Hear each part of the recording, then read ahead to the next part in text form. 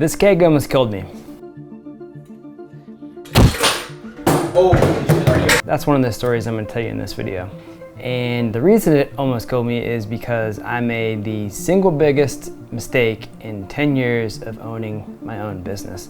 I'll tell you about that too. We've pre-sold a bunch of these things, and some of you watching right now have been patiently waiting for them. I promise you they're still on their way. The reason I'm doing this update right now is because we hit a huge milestone on the journey towards creating a safe and reliable product and wrapping this project up. So buckle up, because I'm going to lay it all out on the table in this video. So a couple of years ago we started fermenting in kegs, and it completely changed the way we made beer. I just can't stop thinking about this new keg slash fermenter. Kegs are easy to clean and sanitize, so they're super reliable at fermenting great beer. They can be pressurized, which allows for greater flexibility with the type of yeast we use. They can be used for pressure transfers, which prevents oxidation in beer. And for certain types of beer, you don't even need to transfer. It's possible to serve directly out of the keg that you fermented.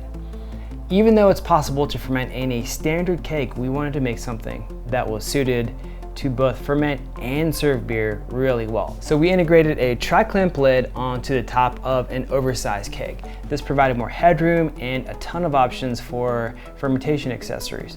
We did a mini launch in the spring of 2022 to gauge interest, and enough folks pre-ordered for us to decide that it was a good idea to go into production. So we started making keg bodies and dialed in the lids over the next 4 months to get it absolutely perfect.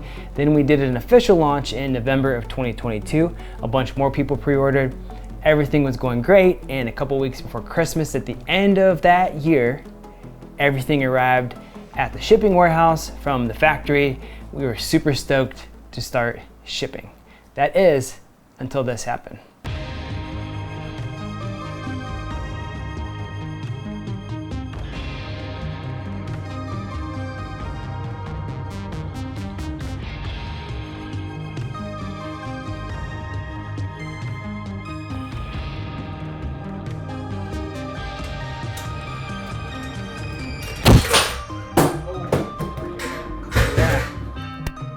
Dude, I'm fine. Shit, dude. I was in the middle of like 4 different projects while filming a video and doing a pressure transfer between kegs. I lost track of what I was doing with the keg that I was working with, and I accidentally removed a tri-clamp while the keg was under pressure. Of course, we'd done this in the past because we knew that tri-clamps and pressure can be a dangerous combination. Basically, it can create a projectile. But the initial results made it seem like this wasn't a huge safety issue.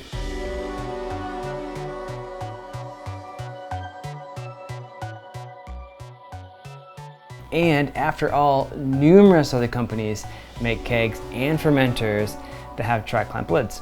And some of the fermenters don't even have built-in pressure relief valves. So what's their solution? Safety labeling. Yeah, they just put a label on the device that says, hey dummy, don't remove this under pressure or it could really mess you up. And that's the mistake I made. I wasn't diligent enough to do my own extensive testing because we greatly underestimated the amount of force that could be generated with a nearly empty keg at max or even moderate pressure. What you see in the video is me taking the 1.5-inch clamp off of a nearly empty keg pressurized to only about 20 psi. And the cap shot off so hard and was moving so fast that it put a dent in the drywall of our 9-foot vaulted ceiling. If that cap had hit me in the head, I would have probably had to go to the hospital. So 2 days before we were going to begin shipping, we had to pull the plug, or at least put it on pause, despite the fact that we had literally more than 1.5 years of our time and probably more than $100,000 wrapped up in this project. And also a good number of people were trusting enough to pre-order the kegs, and we knew that we were going to really let them down, and that probably sucked the most. But it actually wasn't a difficult decision to make. The last thing we'd ever want to do is ship a dangerous product to somebody. In fact, we've always been overly cautious with the stuff that we build. We include a largely redundant pressure relief valve on all of our stills. And at the time that we released our 10-gallon electric brewing system, I believe we may have been the only company to include a GFCI plug-in. And at the time, we included those at our own cost. So here's what happened. After we discovered the problem with the kegs, we furiously started working to find a solution for this problem. And after an exhaustive search, we came up empty-handed. To our knowledge, there is not an off-the-shelf system that we're able to deploy for this particular issue. So what followed were a lot of sleepless nights, dozens of test designs and parts, and failed attempts to come up with a solution. But eventually we came up with a system that we think is going to change the use of tri-clamps, not just for our keg fermenter, but potentially in any scenario where tri-clamps are used.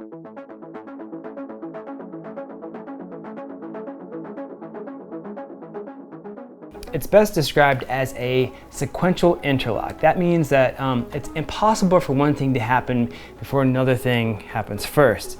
In our case, it makes it physically impossible to remove either of the tri-clamps from our keg without first releasing the pressure. The solution we designed utilizes a special PRV that has a tri-clamp nut tool permanently attached to it. So you can't remove a tri-clamp without first depressurizing the keg.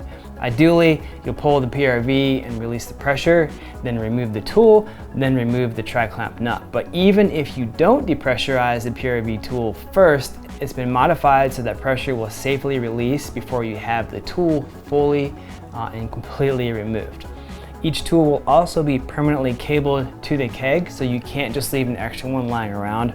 And honestly, while this might sound like a detraction, the tool actually makes removing the tri-clamps much easier than standard thumb screw tri-clamps. So in our opinion, it's actually a net improvement in terms of basic operation. Also, our tri-clamps will be keyed, so you can't circumvent the system by using a random tri-clamp, but they'll be built in a way that still allows you to add any off-the-shelf accessory that you want to the 1.5" row.